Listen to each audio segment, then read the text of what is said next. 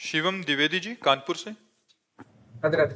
राधे राधे महाराज जी। महाराज जी, आजकल निंदा और दोष दर्शन होना मानव जीवन की एक सामान्य दिनचर्या बन गई है। प्रतिक्षण निंदा दोष दर्शन किसी ना किसी में होता ही रहता है। महाराज जी, कई संतों आपके श्रीमुख से सुना है और मानस की भी छुपाई है। कलिकल एक पुनीत प्रतापा, मानस पुण्य हो ही नहीं पापा।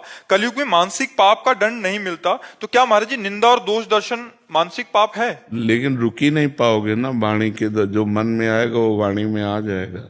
इतना संयम थोड़ी है मन की बात को काट सके। मन में आया तो वाणी में आ जाए, वाणी में आया तो अपराध लागू हो गया। तो हम एक कथा सुनाया करते हैं कि ब्रह्मा जी के 4 पुत्र हैं।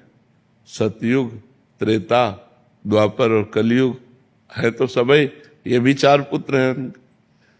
तो सतयुग को कहा कि हमने नरक की व्यवस्था की है, बनाया है, तो अपने राज्य में ऐसा करना कि तुम सात्विक प्रवृत्ति के हो, तो सात्विक प्रवृत्ति वाला नरक नहीं जाता, स्वर्ग जाता है।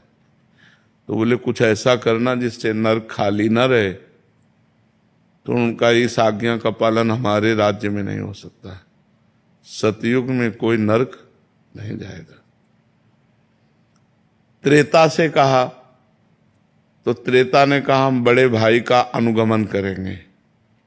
जैसे सतयुग में कोई नरक नहीं जाएगा, ऐसे त्रेता में कोई बिरला ऐसे अनुगमन माने मैं चलने की कोशिश करूंगा पीछा।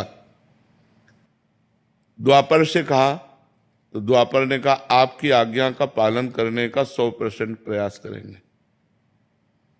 जब कलयुग से कहा तो कलयुग ने कहा जैसे बड़े भाई ने कहा हमारे राज्य में सतयुग में कोई नरक नहीं जाएगा, ऐसे हम 100% प्रयास करेंगे कि आपका नरक हाउसफुल रहे, कोई स्वर्ग या वैकुंठ न जा पावे।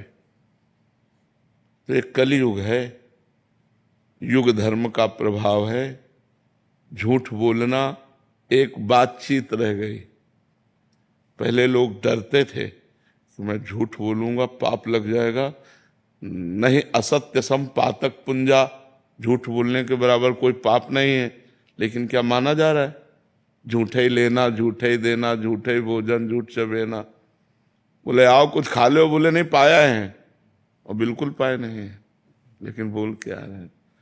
बोले हम आपसे मिलना चाहते, कहाँ हो? बोले इस समय तो मैं आगरे में हूं। 1 सेकंड में झूठ बोल देते। ले, झूठ बोलना आज कोई पाप नहीं माना जा रहा।